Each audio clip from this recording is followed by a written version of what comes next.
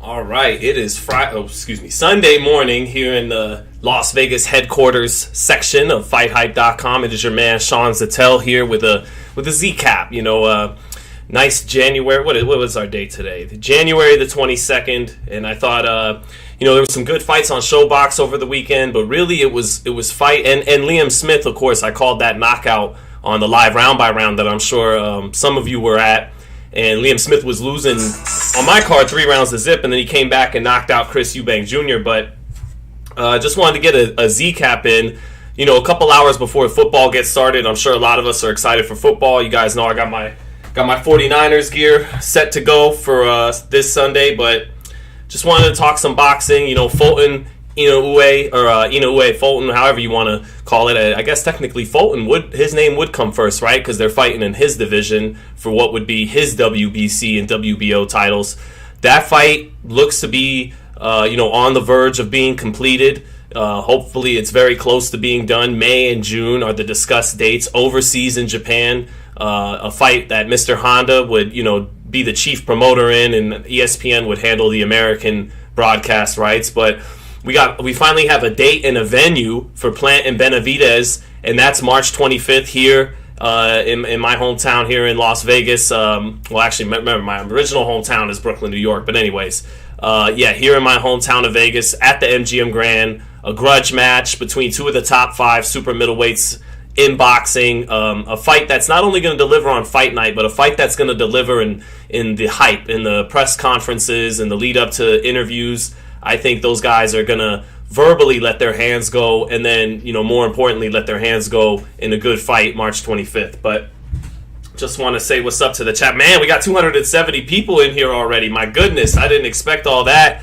Let me get to some of you in the chat, some of you lovely folks in the chat. Let's see. Let's go Eagles. Man, you guys looked like monsters last night. I think we're on a collision course. Eagles were stacked last night at every position. They got the 2 great receivers. They got the running game with Hurts and Sanders. And then the defense is stacked at every layer. The corners are great. And then the D-line's great. So we'll have our hands full next Sunday in Philly. But best believe, Cowboy fans, that red SF is going to hold true at Levi Stadium in a couple hours. But we got to talk some boxing. Let's see. Pound for pound sports. Brooklyn, stand up. Yes, sir. Bensonhurst. That's the Bensonhurst Bay Ridge area, originally where I'm from, but lived out here most of my life, to be honest with you. But go ahead and shout out what part of Brooklyn you're from, Pound for Pound Sports. Rudy Tupapa says, what's up, Sean? What's up, Rudy? Thank you for joining, man, on this Sunday. Well, if you're on the East Coast, Sunday afternoon. If you're here on the West Coast, Sunday morning. Ooh, Joe G. Valdez. So was it 61,000 pay-per-views or 350,000 pay-per-views? You guys stay on me about that, and you might get an answer. But no, I'll say this quickly about anything when it comes to speculation of modern day pay-per-view numbers. Back in the day, when HBO was in boxing, whoever was, whether it be Mark Taffet or Ross Greenberg or whatever, they would release an official press release number with quotes from the network, and that would kind of put an end to any speculation. And that hasn't been the case for a little while now, for a few years now. And so that'll lead to speculation. I honestly have no idea what the number is. I know that Tank is a legitimate draw, of course, and so, but let's get into the sport of it all, Maybe we could talk a little business later at some point, but it is what it is there.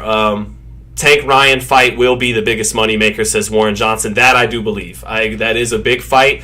I don't love always talking pay-per-view buys, but I think that's a fight that does at 500,000 pay-per-view buys, which is very impressive in today's market. So I think Tank and Ryan would definitely do about 500,000 pay-per-view buys, and for how much pay-per-views go for this day, there's a lot of money in the pot. So Flatbush, okay, Pound for Pound Sports from Flatbush. So shout out to Flatbush, Fort Greene.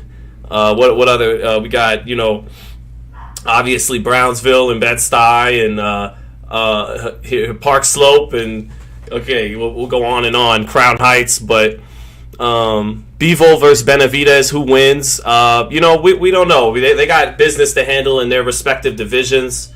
asks best of Jaron Boots Ennis. With it, they have business to deal with in their own divisions. So, but I do know that they sparred, and word is that Benavidez got the better of that sparring. But that doesn't always mean who's going to win on fight night. But that is what I've heard from people around boxing, that when they sparred in the past in California, that Benavidez was able to get the better of it. But I think Bivol's a better fighter now than he ever has been. Beating a guy like Canelo has had to have taken his confidence to a whole other level, and you saw it against Zittel. He took him apart. So Bivol has proven himself to a whole other degree that David's been able to thus far in their careers. So David's got some catching up to do in that regard, and he's got a great start March 25th against Caleb Plant. So let's see here. Just checking a little bit more of the chat, and then we're going to get into a little bit of Fulton Inoue.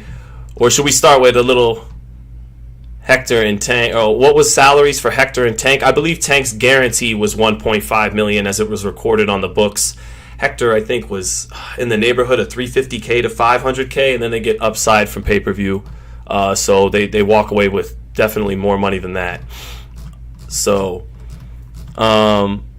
someone said, don't sleep on Caleb Plant. No, I'm not. I don't count. You can't count Caleb Plant out of that fight at all, especially if he keeps it in the center of the ring, where, you know, if you look at David's fight with Anthony Durrell, he didn't let his hands go against a fast guy until he got him pinned on the ropes. And even if David does that, he might end up winning that fight against Caleb. But if he can't get off in the center of the ring behind his jab, Caleb could dictate things in the center of the ring, and the more he keeps the fight in the center of the ring, the more success he can have. You know, I favor Benavidez to win that fight, but we'll see March 25th. I'm here for the Tank versus Garcia hype. Damn. Okay. Tank Davis would knock Ryan Garcia out, says Samuel Gadsden. All right, so Molly Mall says, I mentioned Devin Haney being a welterweight one day. Any chance we get Devin versus Boots one day? Well, Molly, they're both young enough that anything is definitely possible. It's not out of the question. But just as Devin will be a welterweight one day, Boots may be a middleweight one day. He'll definitely be a 154-pounder. So it's not out of the question. I think a fight like that between two guys who are, as of right now, a couple weight classes apart, they both have to become stars to warrant each other wanting to, make a fight happen that may not naturally happen as they go up different weight classes. But if Boots can become a star in the next 4 or 5 years, and Haney, continues on and he becomes a bigger and bigger star and becomes a star, then that fight could happen one day at 154 pounds, something like that. But I mean, that's looking so far down the line, and so many things would have to happen in both of their careers for that to line up. So let's go ahead and check out a little Tank Ryan. All right, so this is basically the update, though.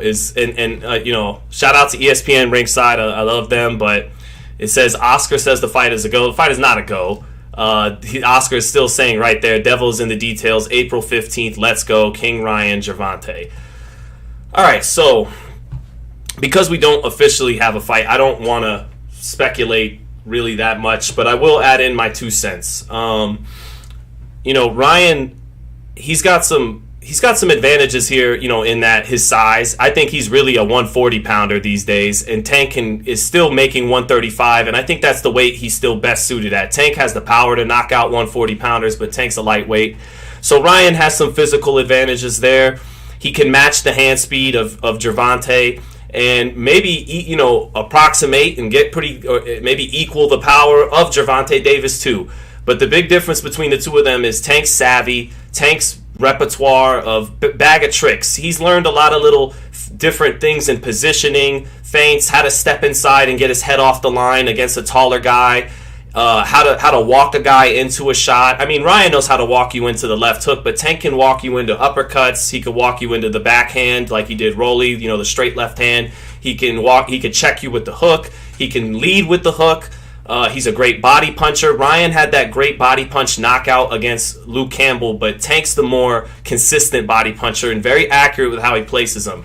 So basically, you got one guy in Ryan Garcia that's naturally bigger, has some physical advantages there, is blessed with just as much talent in terms of hand speed and punching power, but he's never been in a world title fight. You see all those world titles behind him. Ryan's never been in an officially sanctioned world title fight, and I know Tank's fought in a number of interim title fights, regular WBA belt, not always, although he's won a couple of full, legit titles like the IBF against Pedraza.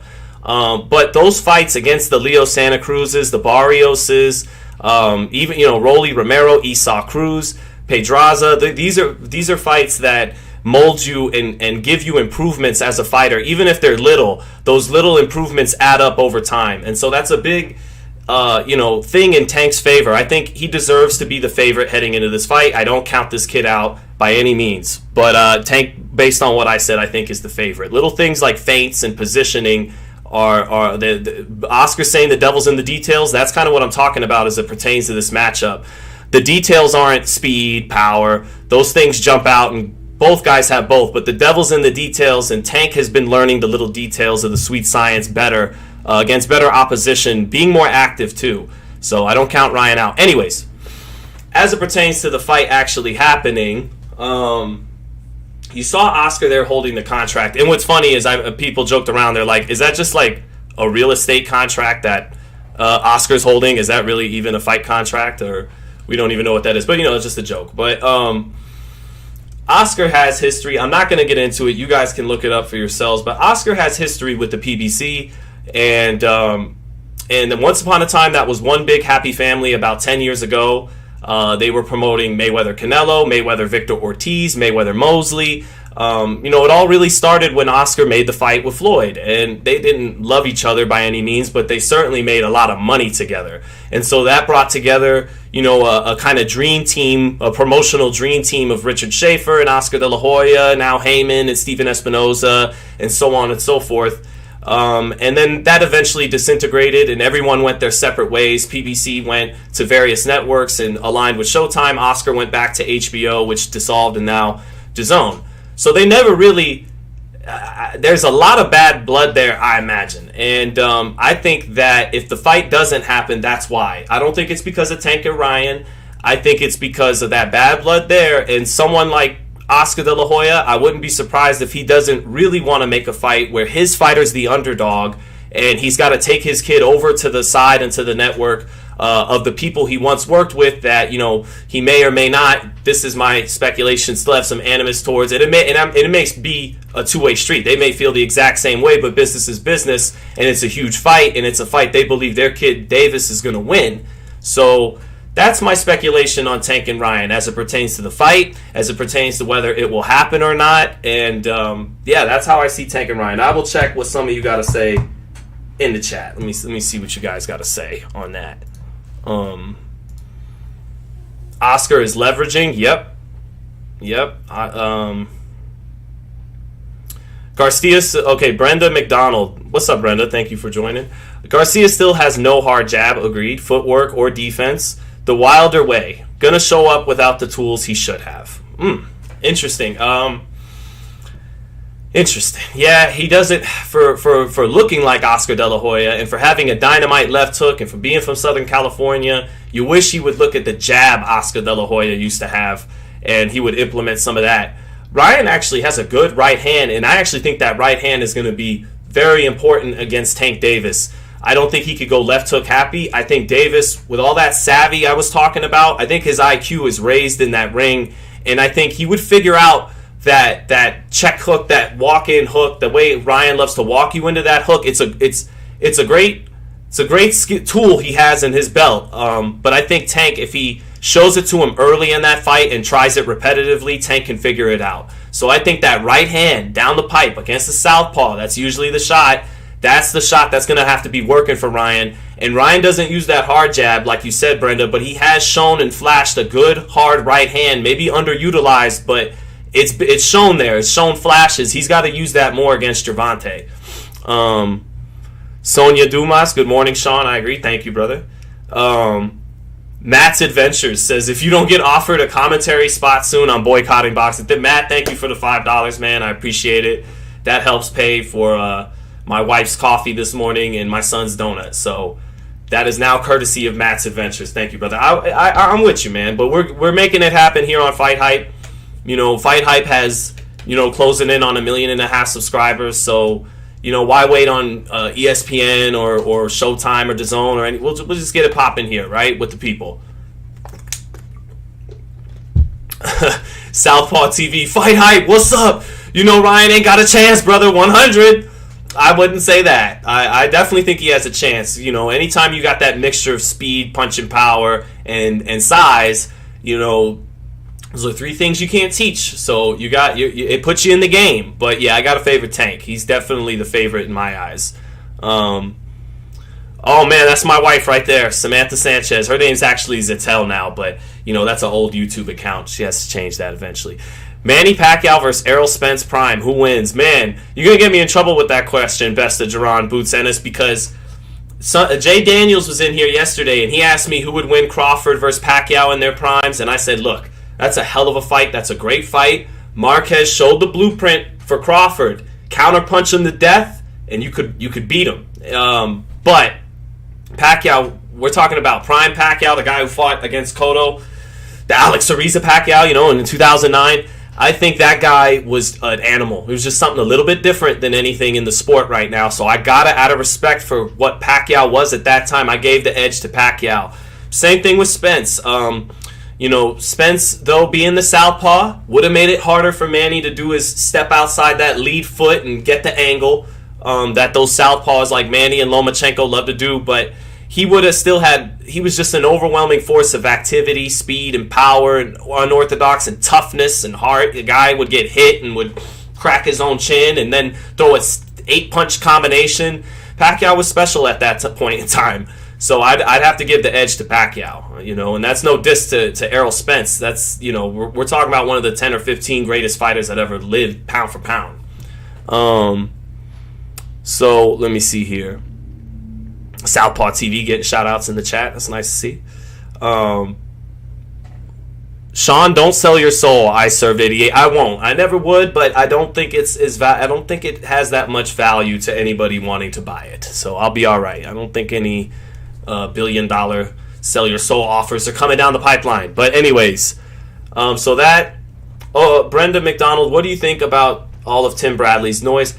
I don't think you ever have to agree with everything any commentator says. I think it's impossible to ever agree with everything anybody says. So a commentator that's always giving their opinion, you are bound to disagree with them no matter how brilliant they may or may not be. And to me, Bradley is a brilliant boxing analyst. Maybe the best in the game, probably the best in the game.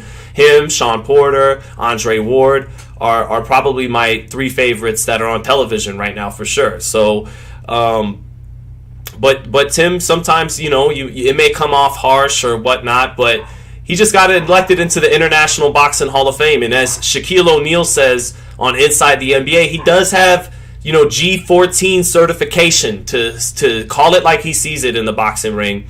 And I just think more often than not, Tim's a professor that's educating the fans. If you watch any of the undercard fights, he knows exactly what he's looking at. He can educate you on all the styles, and that's very important to keep the sages alive in boxing. It can't always be positive, and I think it's best suited coming from a guy like Tim rather than a guy like me when some of these guys underwhelm or don't perform up to expectation, because he's been there before.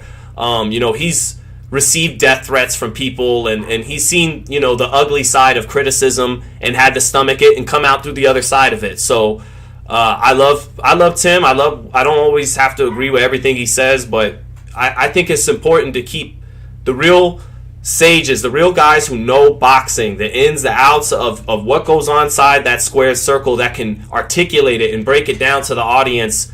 It's important to keep that going, and Tim is one of them. So let's see. Tim Bradley versus Tank Davis, who's fast mouth, brother? Oh, well, Tim Bradley all day. Tank isn't much of a talker. And Tim gets paid to talk for a living, so Tim all day. NBA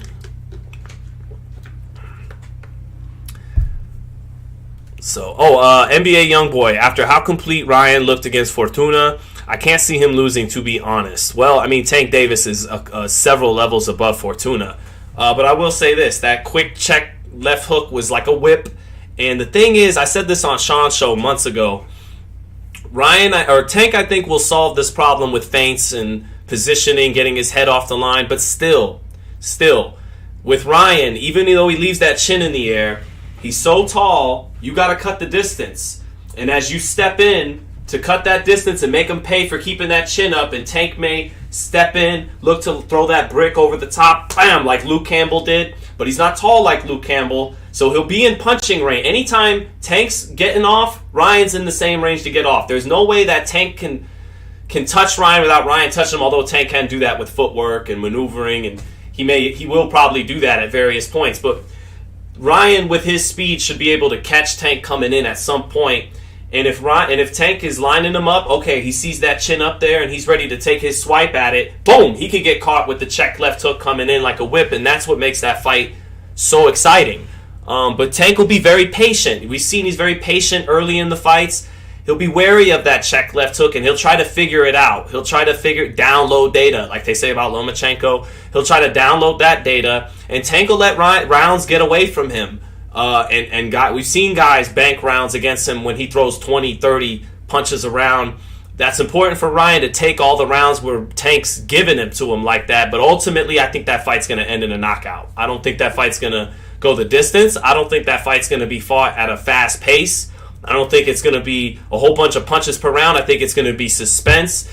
Every punch will kind of have you on the edge of your seat. And at some point, someone will get knocked out in that fight, if it happens. Hopefully it does. I think both guys definitely do want it. So, H Money Mob, Sean, David Morrell, the next big thing in boxing. David Morrell is very good. Top guy at 168, continuing to improve. Still a little green, but he's got all the matchups he needs to prove himself to become a star at 168, and then move up to one. He's got the size. He'll move up to 75 one day, I'm sure. So I definitely got stock in David Morrell.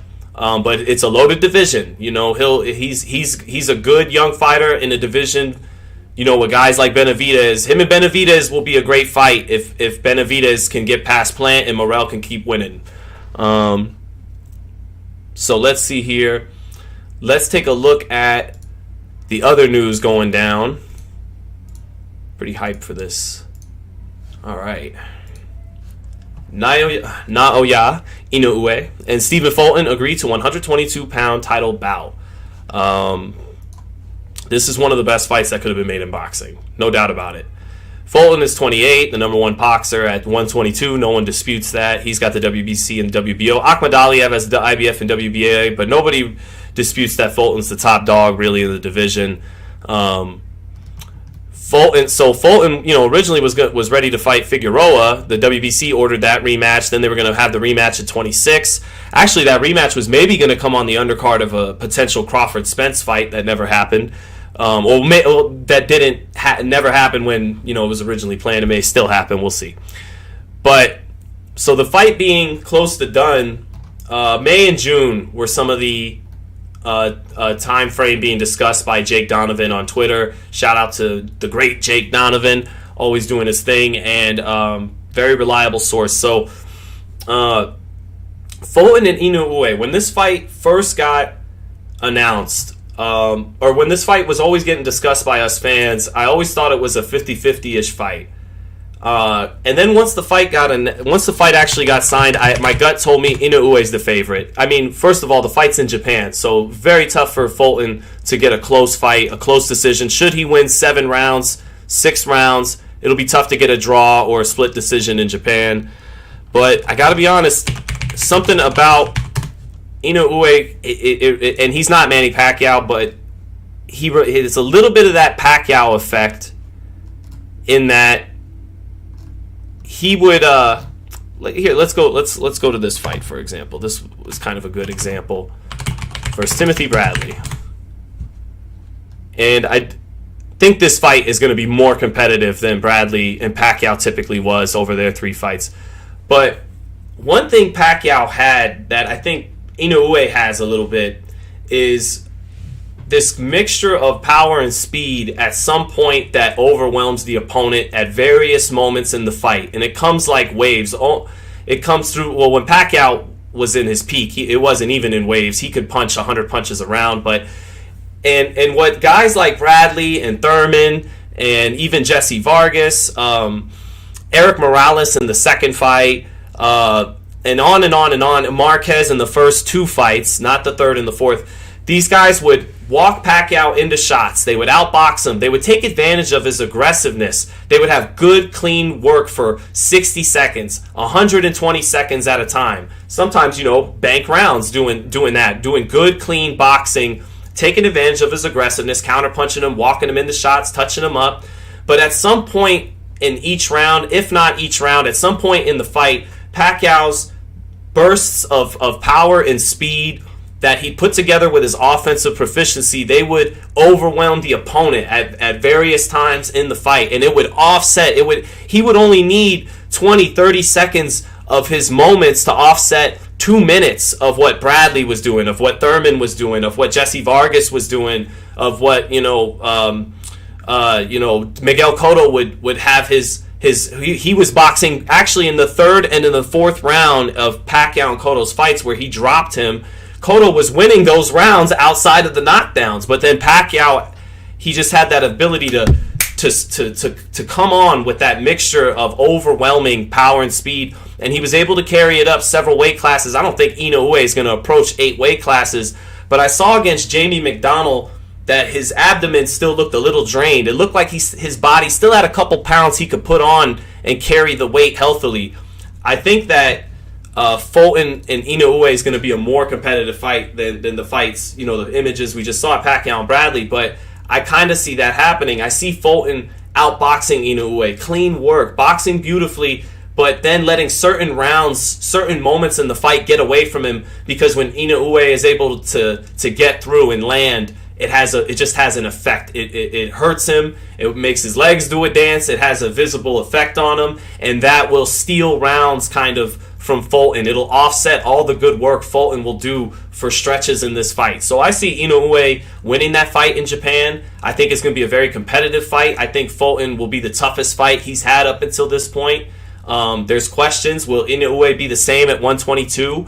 How will he deal? Fulton has shown he's a dog against Angelo Leo, against Brandon Figueroa. Those were 2 tough Mexican-American fighters that forced him several times in that fight to dig in and fight on the inside, and he did that and proved himself that he's a Philly fighter who can bite down and thug it out on the inside, or he can box your ears off on the outside. So if Inoue can pull this off, go up to 22 and beat Fulton, he's the best fighter pound for pound in my eyes if he could do that. And if Fulton does it, he proves his greatness too by going over to Japan, where it's going to be very tough to get a decision. You already know he's not a puncher, so he's likely going to have to win this fight over 12 rounds in enemy territory. So it's just great if we get this fight. It's not official yet, but it sounds like we're on the really right track to getting it. Let me see what you got to say in the chat about it, guys. Oh, Baxiana de Menace, how you doing? Good to see you. Thank you for checking in. Steve Larson says, I got violated in prison. I'm sorry to hear that. I'm happy that you were able to overcome it and join us in the chat today. But the Toros X3 is Ryan and Tank signed. The fight is not signed yet, but they are working on it. Check earlier in the live if you want to see what I had to say about that. OG Chef Corey, Scooter's going to outclass him. He may have to, Corey, to get a decision in Japan. Although, we know the Japanese is a kind of honorable culture, and I actually think, and they love their boxing down there. They sell out those arenas for those, lower weight division fights for several decades. I think Japan would be, one of those countries that wouldn't celebrate a hometown decision. I think they'd hold Inoue accountable, the media and the fans over there. So Fulton, all Fulton's got to do, don't worry about the judges. Fight the best fight you can fight, and if you get robbed, the world will have seen it, and I think that even the fans in Japan will support him, and that'll build up a rematch and so don't worry about the judges. Just fight the best fight you can fight, and let the pieces fall where they may. Lion Prophet said, my favorite guy in the boxing news game. Thank you, Lion Prophet. Appreciate you for joining us, man. Green in record or in performance? Gio Ramirez, I think you're asking me back about Morrell. Green in, just in development. He's not a finished product. He's still learning a lot of the subtleties of the professional sweet science. He knows a lot of the big stuff. He knows how to walk guys into shots. He's fast. He can throw combinations at levels. It's just the little subtle stuff, the savvy stuff that he's still gonna have to learn. He's not even, I believe, 10 fights into it as a professional. But Morrell's got great upside. Definitely a believer in his stock. Does got to tighten things up a little bit. And I think you guys that know your boxing, you know what I mean by that. Just by tightening it up, like Jaron Ennis, got every shot in the book and all that, but you got to tighten everything up a little bit from your guard to compactness on your shots. That's why some Ennis was a little inaccurate against Shukajan as opposed to Tank against Hector Garcia. Tank has learned that placement now. He really has that punch placement. Canelo Alvarez has it. It's part of why they don't throw a lot of punches per round too, but Morrell will get that as he goes along. Monty Canary, go Niners all day. You know what it is. I don't know which jersey I'm going to wear today. I got the T.O. I got the Steve Young. What are we thinking today? What are we wearing for the game? I got a couple others, but let's see here. Jared Anderson is the next American heavyweight. Absolutely, no disagreements here. Terrence Johnson, Fulton versus Inoue needs to happen in neutral grounds. You want the Buffalo Bills, Kansas City Chiefs neutral grounds AFC Championship game format. The problem is, Terrence, is that Inoue brings all that money in Japan, and so Fulton wants to get paid. The fighters always want to get paid, and Inoue is a superstar in Japan. Apparently, I mean it's a big deal. I want to go to Japan. I've never left the United States. I'm actually gonna get my passport. Want to take wifey and my son out there and go cover that fight. Not because it's going to turn some big profit. I don't think we're going to get a whole bunch of views on the site. I will go live ringside round by round if I'm there that night. But I just want to experience a huge fight in Japan. I think these are little guys, but it's a big fight. If you love boxing, their skills are big. So I want to go see that fight. The Deion Sanders jersey. I've been on Mitchell & Ness for 2 years straight trying to get the white Deion Niners jersey with the shadows, and it sells out so quick I can never get my hands on it. I do have I got Jerry in the shadows, in the shadow numbers, but I do not have Deion. I've been waiting. That Deion is like the one for me. Definitely a bucket list moment, Molly Mall. T.O. jersey today. Save Young for the NFC Championship, dude. Oh, T.O. jersey. Okay, all right. T.O. jersey. We're gonna do that. Jared Anderson versus Richard Torres is a big fight. Big fight in the future. Absolutely, no question about it. Let's see here.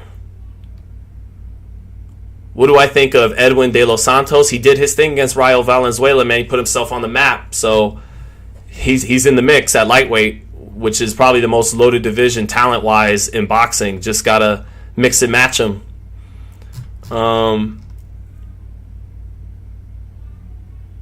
Let's see here. Jared Anderson versus Johnny Rice. Oof, Jared. I got Jared Anderson.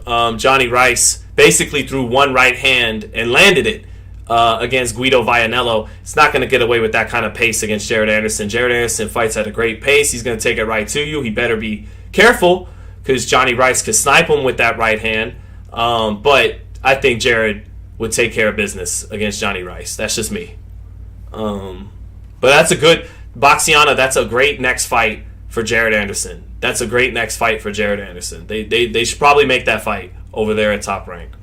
Canelo versus Bivol in the rematch. I don't count Canelo out. I just don't count him out. I don't think that was the best Canelo, but there's a chance that's all he can muster after 60 professional fights. He may have peaked after getting those 4 belts at 168 in 12 months. You could say Billy Joe Saunders and Callum Smith and Caleb Plant were ordinary title holders, but still, 4 belts in 12 months, especially in today's sport where everyone fights once or twice a year, that was impressive. That might have been the peak. It might have been. I hope not. But if Canelo is the same guy he was in the third Golovkin fight, he's going to get beat more handily by Bivol this time. He won't have that early lead he built up like in the first fight. But if Canelo can do what he did in the second Golovkin fight, which was turn the gas tank up. He went from 500 punches thrown in the first Golovkin fight to 620. That's 10 extra punches per round over 12. If he could do that, and his stamina is good enough that he can keep his head movement constant and not have to take those breaks on the ropes and huff and puff, he can make that fight more competitive, But that's a lot of ifs and ifs and ifs for Canelo. But I don't count him out. But Bivol is clearly the favorite. Let's see here. Jalalov beats both Anderson and Torres. I don't think Jalalov would beat Anderson. We know he would beat Torres because what he did to him in the amateurs right now. He's got Torres' number. Anderson's a different story. I think Jalalov loves that left hand, and he's very good with it. That he's a sniper with that backhand, with that left hand, but he's a little bit of a one-trick pony with that. Jared is a combination puncher to the body and to the head with both hands. He's got a jab. He's been defensively reckless. He's been a little defensively irresponsible, Jared Anderson, and that someone's got to, maybe it's Johnny Rice, like Boxiana. Someone might have to knock down Jared Anderson or hurt him to humble him because he's been reckless and he hasn't shown respect for his opponents, and that's been awesome to watch in terms of getting quick knockouts. But someone's got to make him, think a little bit more defensively, because not that he isn't capable of it. He's a fluid, smooth heavyweight who I think can definitely move his head and catch some shots, but he hasn't been worried about what's coming back. But that said, I think he would figure out Jalalov's one trick and beat him. He's a more all-around fighter to me. But then again, I don't know. Joe Joyce smashed Jalalov in the Olympics. Joe Joyce, bad man. Wilson said Canelo was hurt. I get it. But he looks like he's losing a step. Father time is getting to him. Very possible, Wilson. Very possible. Or, he could have a Roberto Duran, Davey Moore, Iran Barkley in him still, It's not old in age, 32 years old, but he is a little old on the odometer in boxing years. Been a pro for more than half his life, over 60 pro fights. So he looked like he definitely took a step back in 2022 as compared to 2020 and 2021. But maybe with some rest, easy pickings against John Ryder, maybe he comes in at full force for the Bivol rematch. It'll remain to be seen. So let's get to a little more news. I'll look at you guys in the chat. The chat getting love. Let's get to a little bit last news of the day then. Benavidez and Plant finalized for March 25th here in Las Vegas. Shout out to Michael Rosenthal. Love you, Mikey. OG in the game who was really good to me when I would cover fights in LA at StubHub back in 2014, 2013, 2015. Mike always gave a good word of advice. But anyways, so David Benavidez versus Caleb Plant is on, 168 pounds. Will face on a Showtime pay-per-view March 25th, MGM Grand. And that's awesome, man. This is a fight that has been long overdue, maybe. I think some people would agree. Some would argue it was David's fault. He lost his title twice, once on the scales, once to testing positive for cocaine. But it still felt like, even with all that said, at some point these two should have gotten it on. But once David got stripped and a unification was off the table, the smart thing for Caleb's team to do was to look towards, a unification fight with Canelo, and he cashed out big, got that life-changing money. Salute to him, and now he's back in a big fight with David Benavidez after knocking out Anthony Durrell. I think Caleb fights with it remains to be seen if he fights, but I think he has a different edge to him when it comes to David Benavidez that wasn't there against Canelo Alvarez. I think, you saw it when they had the showdown in the at the press conference, and they had, the infamous slap, and Caleb got cut. I think Canelo made his territory right then and there, and Caleb lost round 1 that day and never got back in it on the cards once we got into fight night.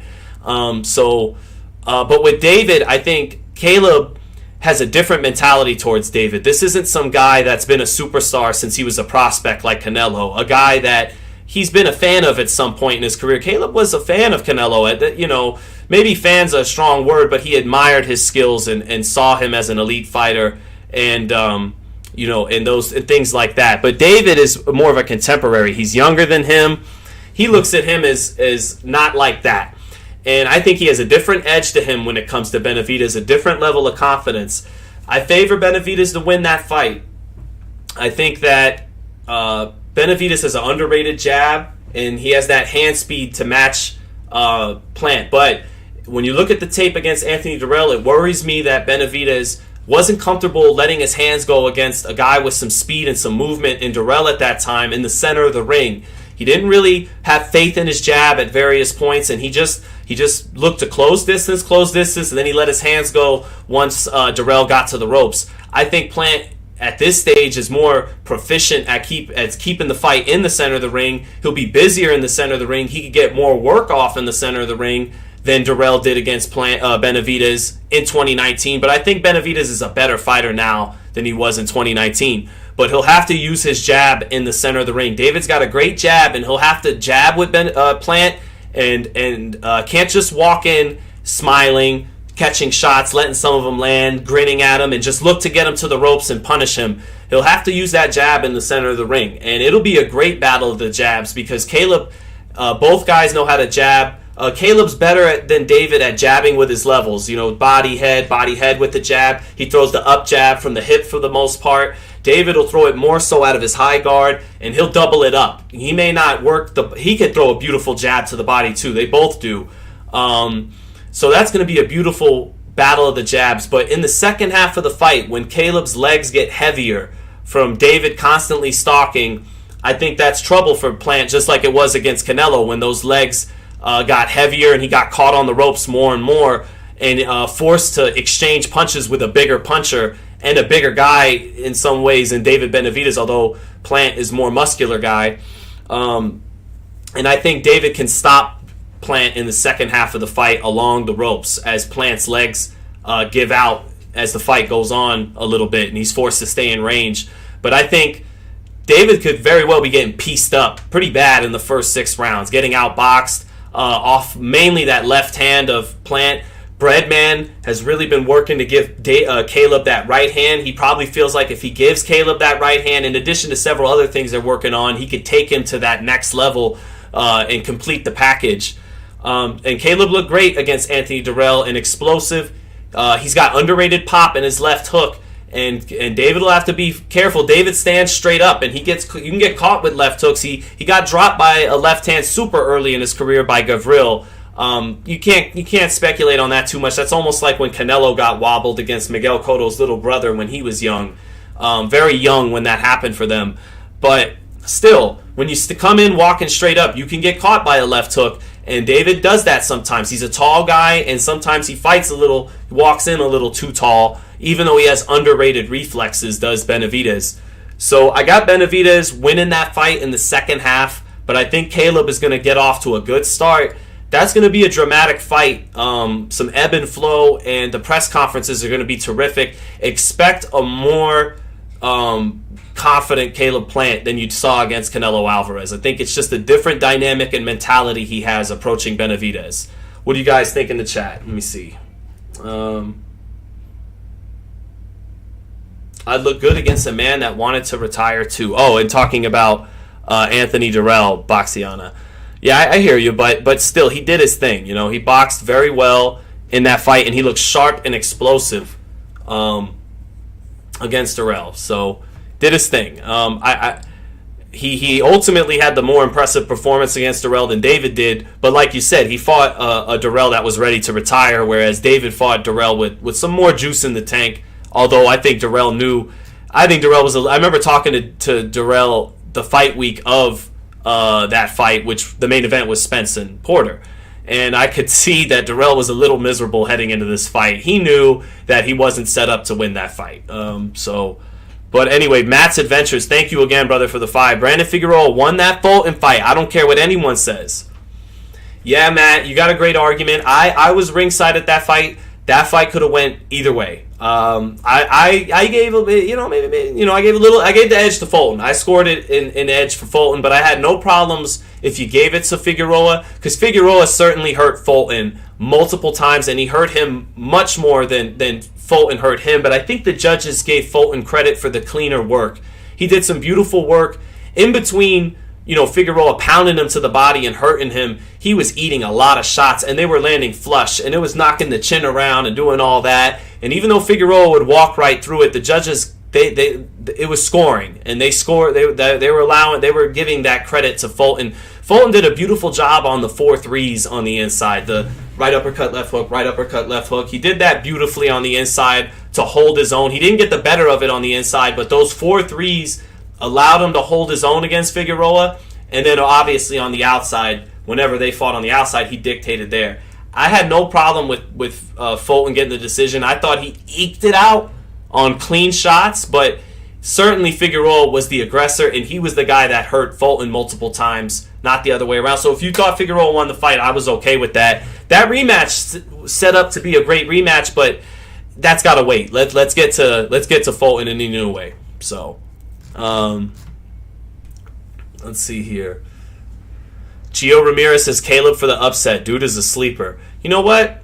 Let me look up do we have any early odds on Plant and Benavidez? Let me see. Plant-Benavidez odds. I imagine David's the favorite, but I'm just curious. Are there any early odds?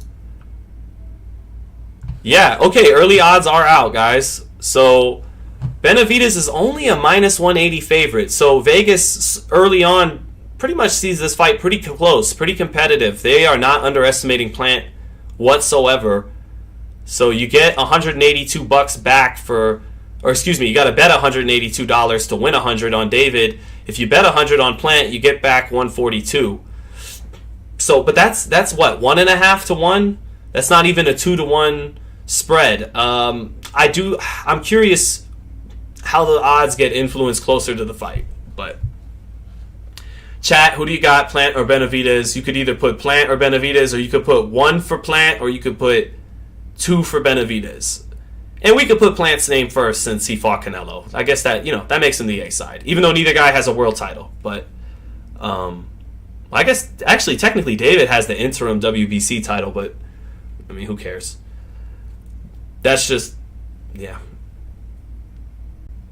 It's funny how the sanctioning bodies will just maneuver to appease everybody, all the promoters and the fighters. They'll be like, well, you get an interim belt, he gets a belt, and then we'll make a franchise belt.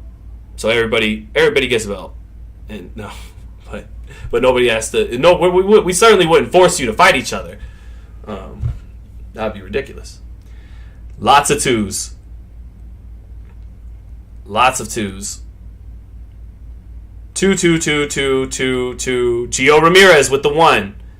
It's a young man's sport, says Hardcore Boxing News.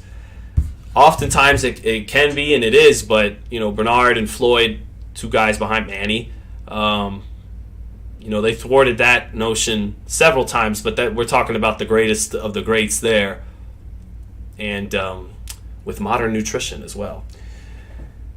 Benavidez combination is going to be too much, says OG Chef Corey. I think along the ropes in the second half of the fight that will be the case. Plant has a good defense, and the way you get a good defensive fighter is combination punching. You're not going to get them with 1 or 2 shots. You got to put together several of them. You got to layer them. You got to come up sometimes behind the jab, sometimes with the lead right, and you got to start to the body and finish to the head. And David, when he gets you on the ropes, does all of those things. But center ring, David will have to show some growth in there. He can't just stalk, and then get to the ropes. He's gonna have to show more skills in the center of the rings. And I think he's always shown the hand speed, the jab, and underrated reflexes a little bit.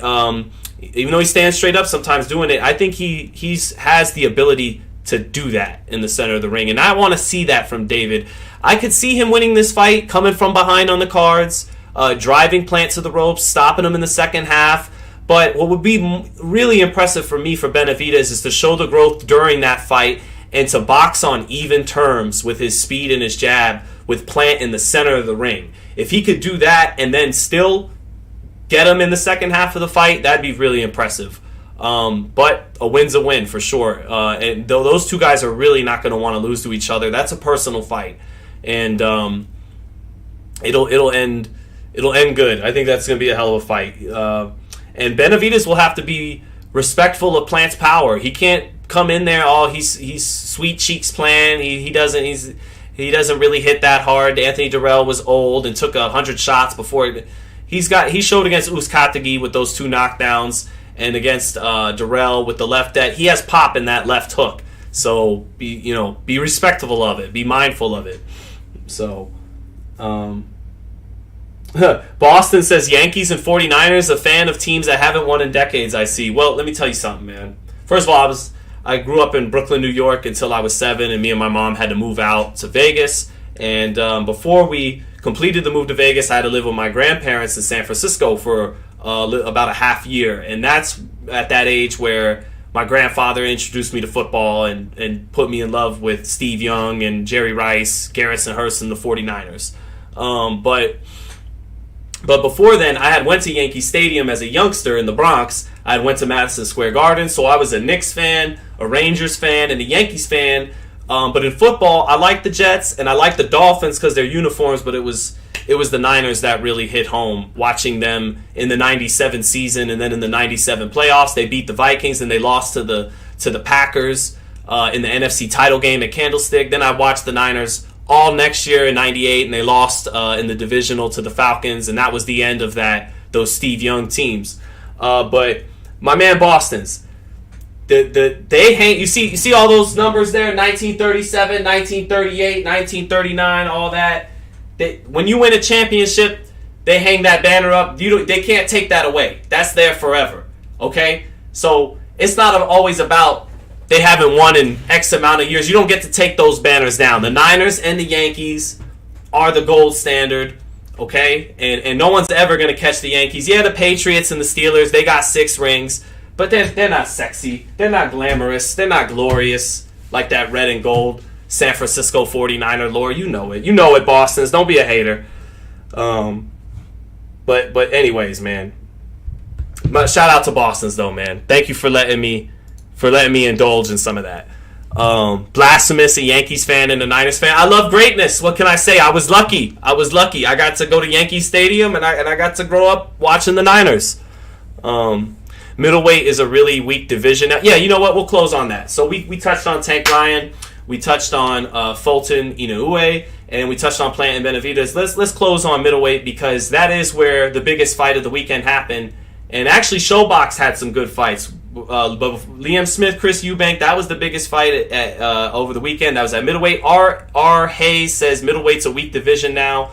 Historically, a very strong division. Some of the greatest fighters of all time were at middleweight. But right now, it is a little thin compared to years past.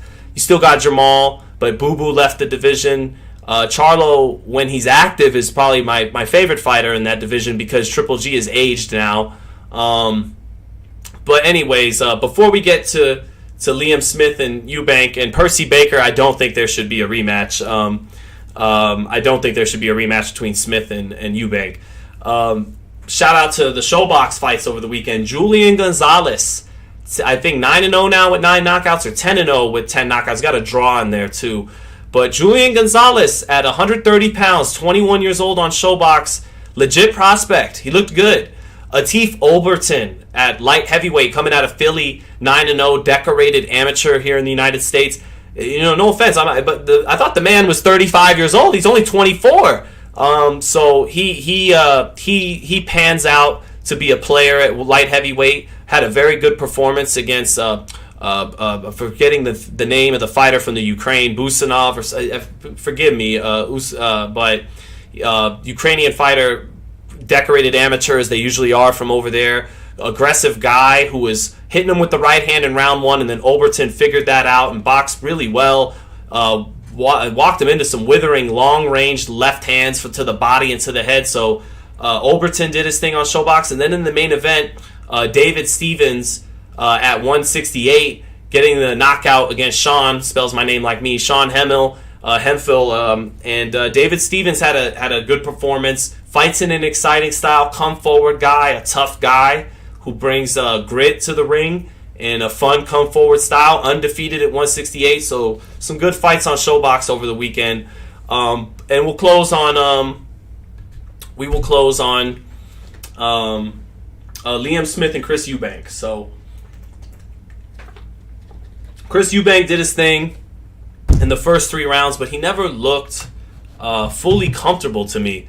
I think even Clarissa Shields tweeted something about that as she was watching the fight early on, that his body didn't look good, and I think she meant body language. And I gave him the first 3 rounds, and the third round was his best round right before he got knocked out. He started landing his right uppercut at will off the jab. Liam Smith, early in that fight, just kept looking for the right hand over that low left. You know, Eubank was fighting with the Roy Jones stance, left hand low, cocked at the waist, but was really good with the up jab with it. And Smith kept reaching with trying to shoot the right hand over the top of that up jab, and he kept missing with it. But then finally in the 4th round, he steps in range and gets Eubank cornered. Eubank's in the corner, and he tees off. He lets go with combinations. What you got to do, as Eubank not able to slip all those shots, and eventually the left uppercut gets in. That hurt him badly, and then the left hook dropped him. And Eubank, surprisingly really low punch resistance, a guy who's shown a chin in previous fights, maybe has been making 160 pounds for too long, talking about 60%, 50%, and maybe making the weight cut had an effect on his punch resistance because he could not take a shot. The first 2 left hands that landed, the fight was over. He beats the count, and his legs just weren't there. He gets sent to the canvas again, and that was it. After a tense, build-up between those 2 guys questioning each other's sexuality and fidelity to their marriage and all kinds of stuff. Thankfully, they played nice afterwards. Liam Smith, showed Chris Eubank his respect as a man after the fight, and vice versa. But yeah, Liam Smith, man, slow and steady won that race. Chris Eubank is been a naturally bigger guy in their careers. He's more talented than Liam Smith. He's faster, usually a more explosive fighter, but slow and steady won the race. Liam Smith has always had better fundamentals than Chris Eubank. Eubank has never had good fundamentals. He's a talent. He inherited some great talent from his pops, and but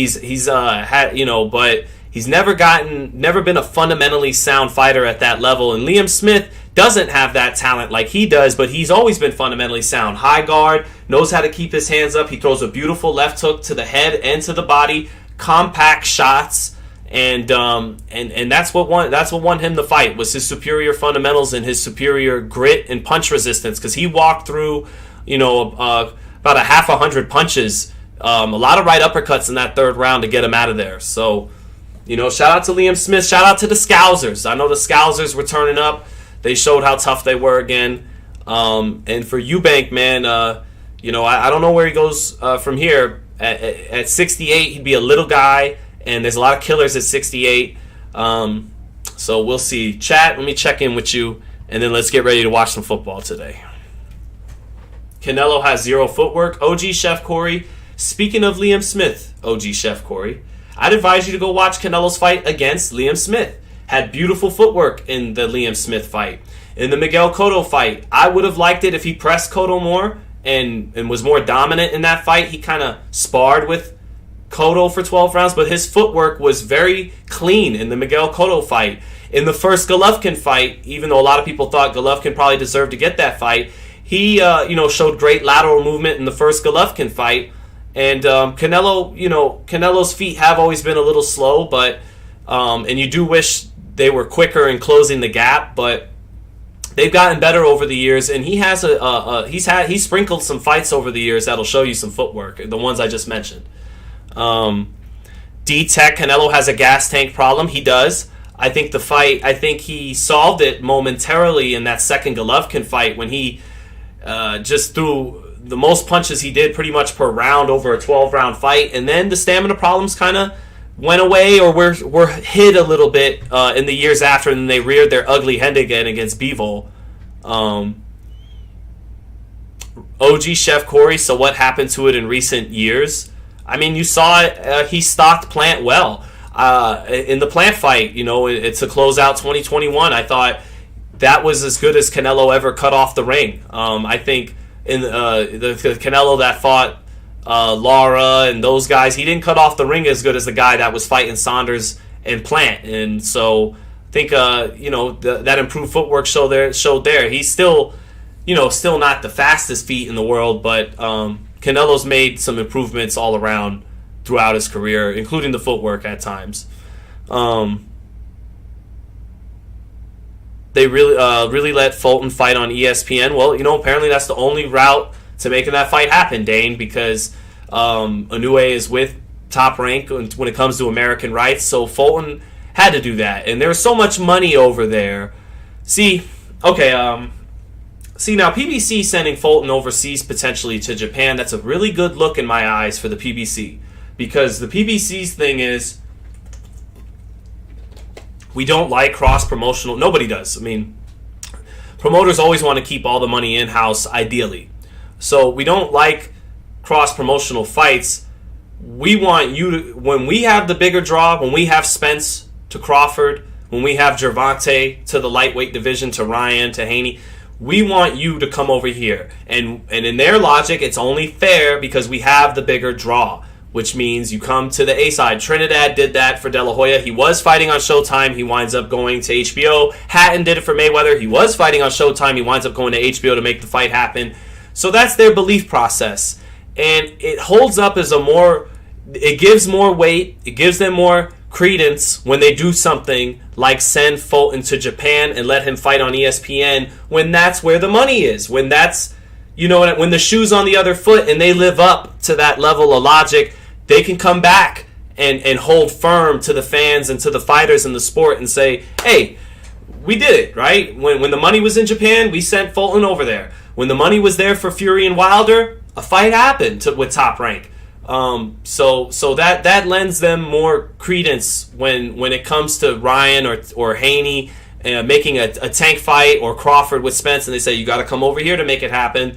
They can now point to something like Fulton and Inoue and say, we did it. So it's a good look for them in my eyes, sending Fulton over to Japan for this fight. But beyond it being a good look for any promotional outlet, it's just a great fight, and it's just a great fight. I'm just happy that the fight's happening.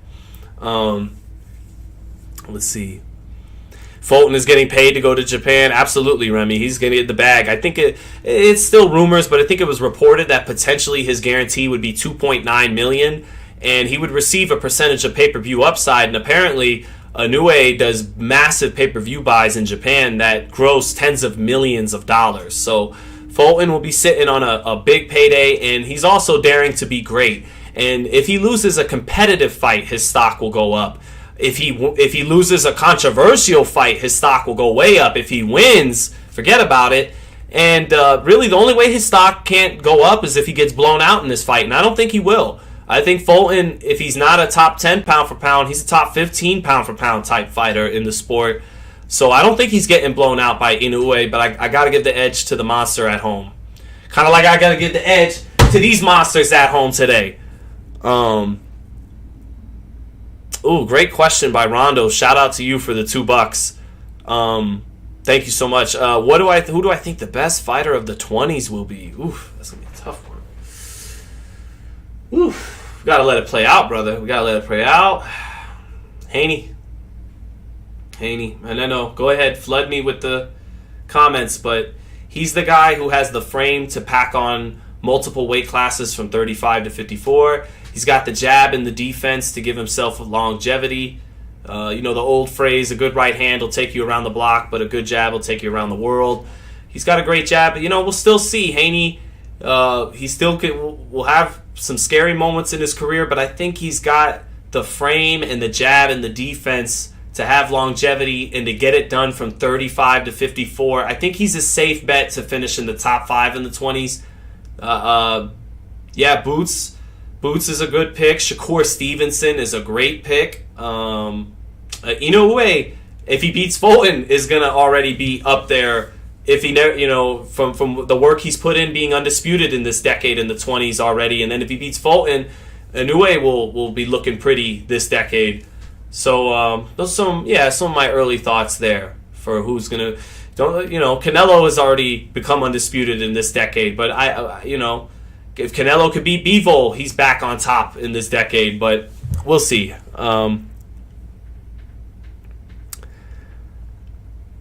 Tech said Sean sounds just like Ellerby when he was talking about the young talents are at TMT. Man, he's like, well, Jaleel Hackett, he's a great up and coming fight. He can fight his ass off. But yeah. So, but Robert Merriweather and Jaleel Hackett are legit prospects. Dorian Kahn too. Dorian Kahn, I love all the different. You guys haven't had a chance to look at him yet, but Dorian Kahn has a lot of flash. We'll see if the fundamentals and the substance hold up, but if he's got the substance to go with it, that kid has a lot of flash and hand speed and different looks and stances. Robert Merriweather, go look him up, looks really good. Kermel Morton's always in that gym, and my man Ron Goodall has been been covering him, and Rolly Romero told me he thinks Kermel Morton will be the future of boxing. And then Jaleel Hackett, man, he's got a little Errol Spence in him. He'll go and get you. Fundamentally sound, dig to the body, athletic. Leonard does have some good ass prospects, truth be told. So I mean, thank you for the saying it was a good impression. Appreciate it. It was just a taste. You guys aren't gonna get me in trouble.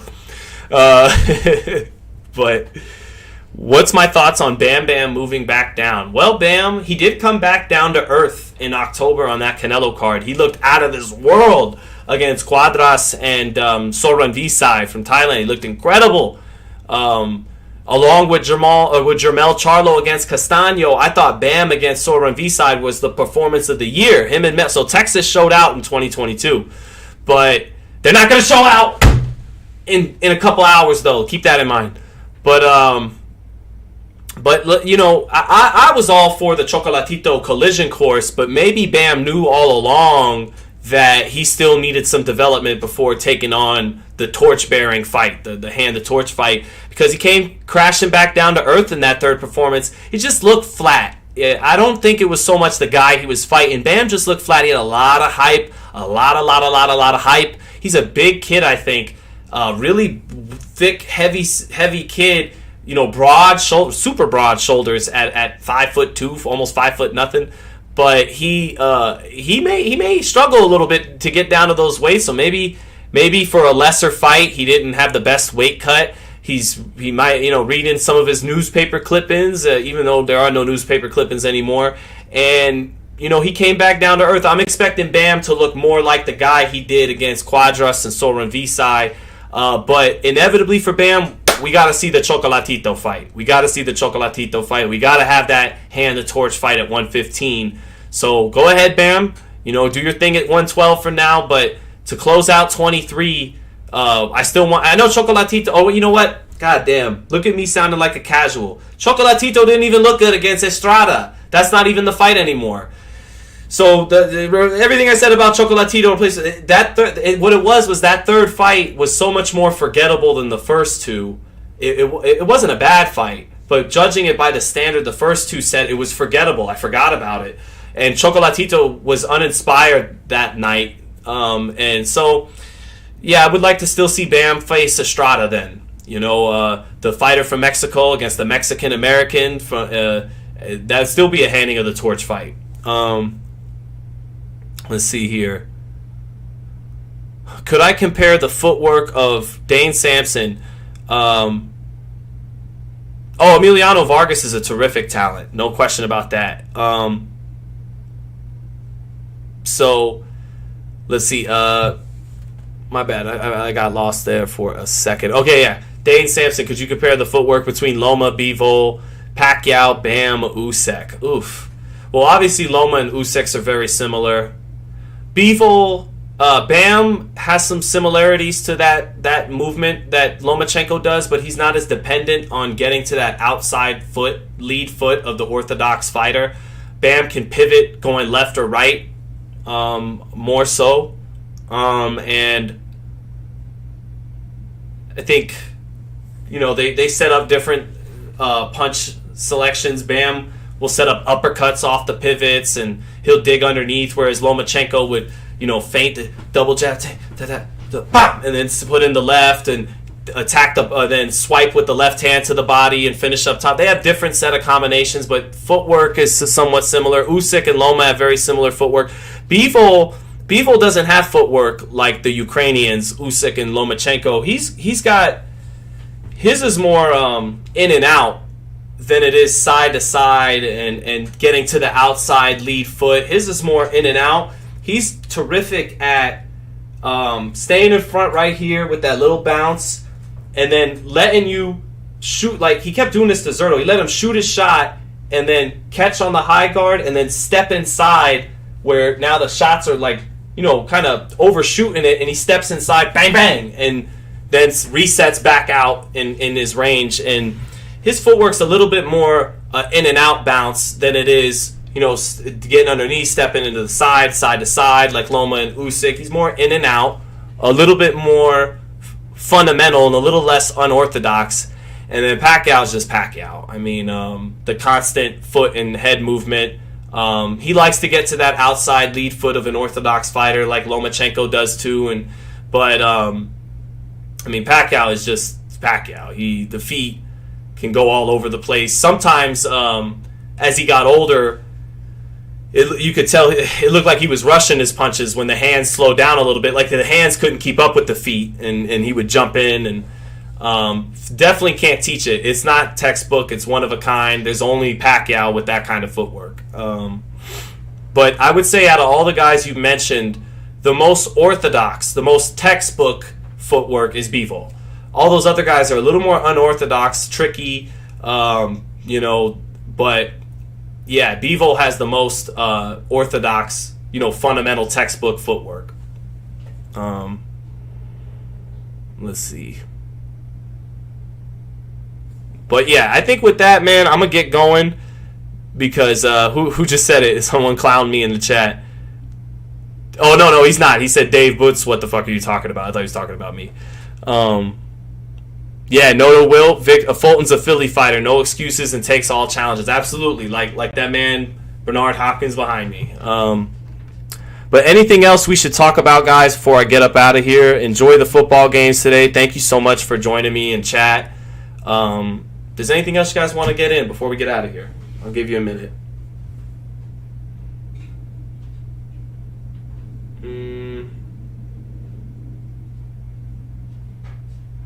Let's see. OG Chef Corey, we need a podcast. I agree, man. I got to get my podcast started. I got to get off got to stop being lazy and get it done. As long as I know you guys want it. I want to have a revolving door of panelists. I want to get a little bit of Skip and Shannon on sometimes, have fighters on, have other journalists on. We can discuss the topics of the day. I'll still always start off with just solo and reviewing the news and boxing, but I want to start bringing people in and maybe having some discussions on topics like they do on First Take and Undisputed, and give that to boxing. So with your guys' support, man, I'm ready to get it started very soon. Lion Prophet, are you worried at all about Haney's weight? Do I think he's too big? Devin does boil down to 135. He does. And he's probably rehydrating around 20 pounds heavier on fight night now. But he rehydrated very well in the Kambosos fight. His body looked really strong the way it rehydrated. He'll have to make sure he does that with Lomachenko. He can't afford, any missteps in his preparation there. He should be able to win that fight with Loma. I expect him to win that fight with Loma. But a bad weight cut will make that fight a lot harder than it would be without one. So it is something he's definitely got to manage, but he's at the age where you get away with that stuff. 23, 24, you can still get away with those tough weight cuts. Once you get to your late 20s and certainly your 30s, you can't. So I think he'll be all right on that front. James Bond, Tank and Ryan is really officially signed. Nope, not officially signed. Apparently, Oscar De La Hoya has contract in hand, has some things to look over. Please check in earlier in the live to see my thoughts on that, on if the fight will happen, and if it doesn't happen, why it might not. But I'm hopeful that it will happen. I do think, I'm pretty sure Tank and Ryan want the fight. No, everybody wants to make $10+ million, right? So, but there's some personal history there with the people in the suits behind that fight. So you can look into it if you want, but hopefully that doesn't get in the way.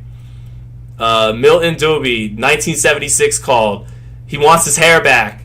Well, he can't have it back. Okay, 1976 is when they made the first Rocky. I'm Italian, you know, so we're gonna keep the 70s Rocky era long hair going. You know all the fighters, all the Italian fighters, all the white dudes back in the day in the gyms in the 70s. They all had hair like me, like Mike and Jerry Quarry, those guys, Ray Mancini. So this actually used to be the whoop your ass haircut if you boxed in the 70s and in the early 80s. So I don't think, but I'm not scaring anybody with this hair now. But I can't give the hair back. I just don't want to do it. But yeah, man, that's about it. I think that's about it, guys. Thank you so much for... Oh, Danny McLovin. What do you think of the new boxing game? Undisputed. Do I think it'll ever drop? My man, the early access drops... what is today? The 22nd? So today's the 22nd, because the early access drops on the 31st. The early access drops Tuesday, January 31st. We are going to go live the day it drops with the early access. The early access, you know what? Let's go ahead. Let's kill some more time. Let's prolong your suffering with more content. Hold on. Undisputed early access roster, and we will actually close on this for reals this time. So here's the roster, the early access roster of Undisputed. I'm very stoked to play this game when it drops early access. Fury, Ali. Fury's going to be overpowered because he's going to be 6'9", and with stats that let him move his head and move around the ring. So in video game land, he's just going to be OP. Ali's always fun in these games. Wilder, we played with him in the beta. If you guys want to see some gameplay of Undisputed, go check the lives. Our live archives. I did some Undisputed gameplay with the beta last month, so I had a lot of fun with Wilder. He was the best guy to use in the beta. 6'7", great power. Joe Louis, Canelo, Rocky Marciano. This is gonna be, us fighting game nerds call it a main. This will probably be my main right here. Sugar Ray Leonard is gonna be my guy. Oh, I know that guy. I just played poker with that guy last night and kind of kicked his ass at it too. But then I wound up losing all my chips in the end because I don't really play poker like that. But shout out to that man right there, my buddy Sean Porter. I'm going to be playing with him, of course. Smoking Joe. Usyk is in the game. Crawford's going to be overpowered because anytime you get signature animations for an athlete in a sports game, their animations are usually some of the best in the game. And I already see Crawford has some signature animations, so he's going to be a beast. We played with Roy in the beta. Super fun. Chinny, but a cannon, a glass cannon a little bit. Ryan, that'll be fun. Too bad Tank's not in the game. Ricky Hatton, he was a great 140-pounder. Well, pretty damn good 140-pounder. Sugar Ray Robinson, the GOAT. Mickey Ward.